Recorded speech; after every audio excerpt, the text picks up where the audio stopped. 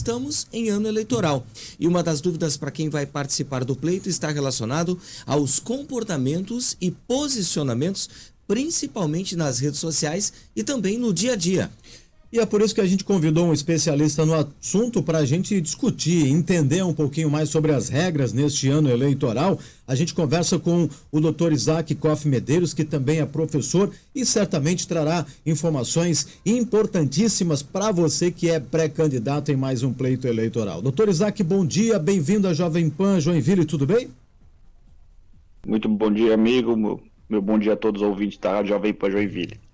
Doutor, a gente sabe que a eleição é só lá em outubro, mas obviamente que já há uma definição de quem é pré-candidato, enfim. Quando a gente fala em pré-candidato, né, eles já são passíveis de alguma penalidade neste período ainda de pré-campanha? O que a gente pode falar sobre esse período que certamente existem regras também, né? Sim, a pré-campanha costumava ser uma zona cinzenta antigamente, onde não havia muita clareza sobre as regras que se aplicavam a ela. Mas recentemente o TSE regulamentou as condutas que são possíveis de ser praticadas na pré-campanha. Então, os pré-candidatos de fato são considerados pré-candidatos. Eles podem participar de encontros, podem fazer parte de entrevistas, debates, mas eles certamente não podem pedir voto. Essa é a regra número 1. Eles não podem usar as chamadas palavras mágicas, ou seja, termos que transmitem a ideia de pedido de voto, como me elejam, me apoiem. Também é vedado que um terceiro faça esse pedido de voto em nome de um pré-candidato. E esses pré-candidatos, se utilizarem desses termos e pedirem votos, eles estarão sujeitos a ser enquadrados como alguém que pratica uma propaganda eleitoral antecipada e, portanto, está sujeito a uma multa. Doutor, isso que o senhor comentou também vale para aqueles candidatos que, principalmente na primeira corrida eleitoral, buscam aquele impulsionamento para a divulgação do nome, por exemplo, nas redes sociais? Sim, certamente. O impulsionamento hoje ele é uma ferramenta muito interessante, ele é uma ferramenta muito importante para quem está na sua primeira candidatura, porque ajuda a fazer a sua voz chegar em outros lugares que não chegaria. O TSE determinou que é possível sim fazer o impulsionamento já na pré-campanha, mas o pré-candidato precisa seguir algumas regras para o uso de impulsionamento em redes sociais. É claro que aqui se aplica também as regras que eu falei anteriormente: não pode pedir voto, não pode transmitir a ideia de pedido de voto, mas também tem outras regras relativas ao impulsionamento especificamente, e eu destacaria 3. A primeira é que esse impulsionamento necessariamente tem que ser veiculado na página do pré-candidato pessoa física, tem que ser pago pelo pré-candidato pessoa física. Então essas são 2 regras importantes: nunca feita por um terceiro e muito menos por uma pessoa jurídica. Aqui lembrando que desde que o Supremo Tribunal Federal declarou inconstitucional o financiamento empresarial de campanha, a regra geral é que, à exceção dos partidos, a participação de pessoa jurídica em campanha é vedada. E uma terceira regra que era importante destacar, que muitos pré-candidatos às vezes se esquecem, e de boa fé, é que o impulsionamento, seja na campanha como seja na pré-campanha, ele sempre tem que impulsionar um conteúdo positivo. Nunca uma crítica, nunca um ataque, ainda que essa crítica seja construtiva. Nos seus vídeos comuns, nas suas publicações comuns, sem impulsionamento, é evidente que o pré-candidato, a pré-candidata pode fazer críticas, pode fazer um comentário mais ácido contra um adversário, porque isso está resguardado pela sua liberdade de expressão. Agora, quando o pré-candidato for impulsionar especificamente, esse impulsionamento sempre tem que ser de um conteúdo positivo e nunca de um conteúdo crítico. Doutor, o senhor comentou sobre a questão de financiamento até de campanha, né? Qual é a regra neste período ainda de pré-campanha? Exemplo, né? Se eu quiser fazer uma doação para alguém que é pré-candidato a vereador, por exemplo, eu já posso fazer esse depósito, já posso destinar esse recurso para a campanha ou preciso aguardar ainda? O que a gente pode falar sobre isso? Então, em tese, não, mas tem um formato específico que é possível de ser feito. Eu só queria esclarecer antes que no período de pré-campanha, você não pode receber doações de terceiros. Agora, o que pode acontecer é, nesse período já é possível, desde 15 de maio, já é possível fazer as chamadas vaquinhas eleitorais, ou seja, uma campanha de arrecadação para a sua campanha, que tem que ser feita necessariamente através de empresas credenciadas pelo TSE. O pré-candidato, jogando no Google, ele consegue encontrar essas empresas com facilidade. Só que esses recursos, apesar de poderem ser arrecadados agora, eles só vão poder ser utilizados na campanha eleitoral em si, nunca na pré-campanha. A regra geral da pré-campanha é que esses recursos de pré-campanha têm que ser do pré-candidato, da pessoa física do pré-candidato.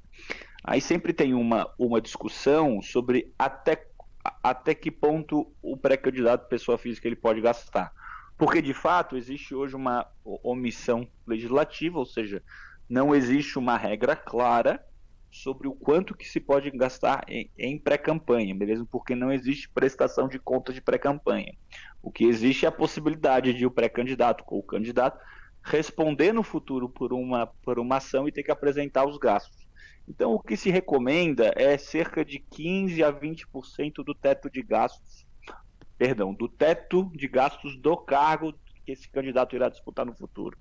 Porque o que o TSE vem decidindo que é uma espécie de abuso de poder econômico é quando o pré-candidato na pré-campanha já gasta cerca de 70%, 60% do teto de gastos do cargo dele que ele vai disputar. Então, um percentual aqui que gira em torno de 20% é mais seguro. Doutor, e na questão, por exemplo, das manipulações, né, na questão da falsidade, principalmente na questão das redes sociais. Embora o Tribunal Eleitoral proibiu, né, o uso da inteligência artificial para fazer essas manipulações falsas, a gente sabe que o submundo, né, que muitas vezes não respeita as regras, pode municiar situações contra os adversários políticos. Qual é o desafio, na opinião do senhor, dos candidatos que podem ser alvos desse posicionamento, por exemplo? Certamente esse vai ser o principal desafio dessa campanha, porque essa é a primeira eleição que o nosso país vai viver depois dessa difusão massiva de aplicativos de inteligência artificial. Então, seguramente isso vai ser um desafio grande. Hoje, o eleitor, como o candidato ofendido, ele tem alguns meios de proteção, ele mesmo pode representar algum outro candidato ou uma pessoa que esteja fazendo uma propaganda inverídica, divulgando notícias falsas, pode representar essa pessoa na Justiça Eleitoral, ele pode denunciar no Ministério Público, e o TSE tem um aplicativo que funciona durante as eleições, o aplicativo Pardal, que se chama, que é super simples, super intuitivo, e que tanto o eleitor, quanto o candidato, quanto campanhas em geral, pode fazer denúncias através desse aplicativo, e elas são recebidas pela Justiça Eleitoral de uma forma muito rápida. Agora, o que vai ser o grande desafio vai ser as mensagens enviadas pelo WhatsApp. E as mensagens enviadas pelo WhatsApp, elas tendem a ser compartilhadas de uma forma muito rápida, muito instantânea. Então, a origem daquele conteúdo, ele se perde. Daí porque, no entendimento do Tribunal Superior Eleitoral, qualquer pessoa que compartilhe uma fake news, qualquer pessoa que compartilhe uma propaganda eleitoral irregular está sujeita às mesmas penalidades da pessoa que originou aquela propaganda, ou seja, não eximir de responsabilidade aquela pessoa que simplesmente compartilha a propaganda, ao invés de querer somente responsabilizar aquela que cria. Mas certamente esse vai ser o principal desafio dessa campanha eleitoral.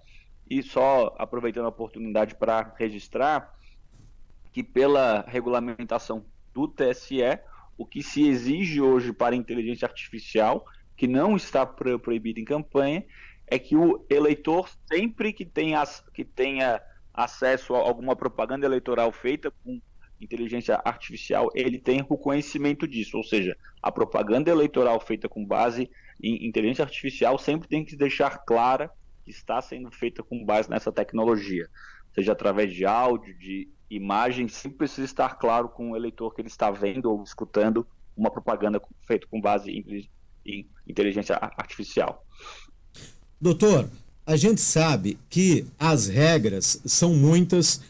O pré-candidato ou o candidato, ele deve e provavelmente tem muitas dúvidas, porque o que serve para a rede social, o que serve para o dia a dia, o senhor citou bem a questão do WhatsApp, que é uma rede submersa, né, de envio e recebimento de informações. Agora, a pergunta que faço para o senhor é a seguinte: qual a sua principal orientação para quem é pré-candidato, para quem vai concorrer a cargo eletivo nesta eleição em Santa Catarina, em relação até mesmo a ter muito claro todas essas regras? Contrata uma empresa, contrata um profissional, busca a justiça eleitoral. O que esse pré-candidato precisa fazer para que não tenha dúvidas e possa incorrer algum erro e aí, obviamente, ser multado ou, em casos mais graves, ter problema na pré-candidatura?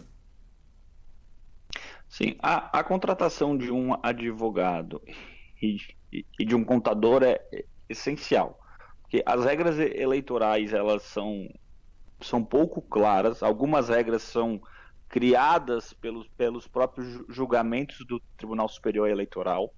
O Tribunal Superior Eleitoral, por vezes, edita resoluções com regras novas, de modo que mesmo para nós, advogados que atuamos nessa área, às vezes é difícil ter uma solução rápida e clara sobre algum caso concreto, e mesmo porque, como as tecnologias de campanha mudaram significativamente nos últimos anos, isso sempre demanda de nós alguma resposta criativa, inovadora. Então, a primeira orientação que eu certamente daria é investir num profissional de campanha da parte jurídica e da parte contábil, porque a parte contábil também sempre é importante para saber o que pode ou não pode ser feito em termos de gastos, porque hoje em dia as campanhas dependem substancialmente dos fundos eleitorais, como hoje é proibido o financiamento empresarial de campanha.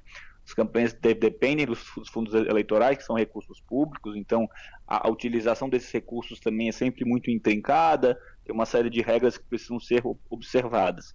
Então, sim, é preciso estruturar uma campanha com pessoas capazes de mobilizar a campanha, de pedir voto, de colocar o candidato na rua, mas é também preciso seguramente investir nessa parte técnica, porque por mais que o candidato, o pré-candidato esteja de boa fé, e a sua campanha inteira, a sua equipe inteira esteja de boa fé, é muito possível cometer algum deslize ou brando ou grave por conta de um desconhecimento das regras eleitorais, tanto do ponto de vista jurídico quanto contábil. Doutor, e uma das dúvidas também, né, que muita gente tem é, por exemplo, eu sou um pré-candidato.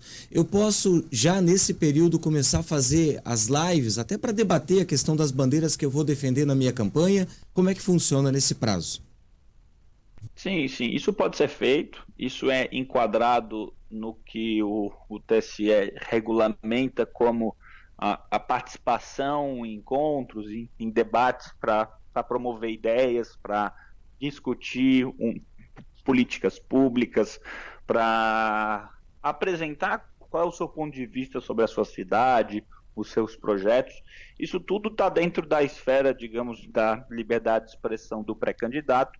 Isso pode ser feito, contanto aqui sempre reiterando que ele não peça voto, contanto que ele deixe muito claro que ele é um pré-candidato, que ele não é candidato ainda, contanto que ele não utilize de frases que signifiquem um pedido de voto, como me elejam, me apoiem, teclem na urna ou coisa do tipo.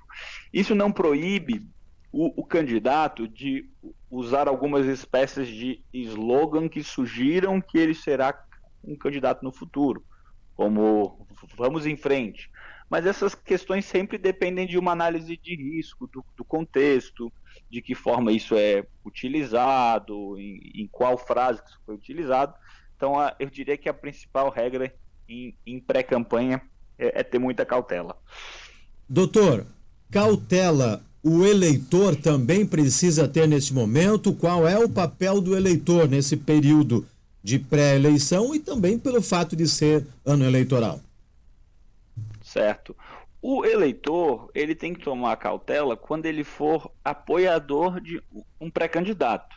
Porque aqui tem uma regra muito importante que, se essa propaganda antecipada irregular for feita pelo eleitor, tanto o eleitor estará sujeito à aplicação de uma multa, quanto esse pré-candidato ao qual ele faz uma propaganda irregular. Porque o que se entende é, se um pré-candidato é apoiado por uma terceira pessoa, essa terceira pessoa está pedindo voto em seu nome na pré-campanha, que é uma regra que está claro que eles têm que seguir, que não pode pedir voto. Se esse pré-candidato tem conhecimento prévio de que esse eleitor está fazendo uma propaganda irregular em seu nome e não toma nenhuma providência, ambos serão responsabilizados.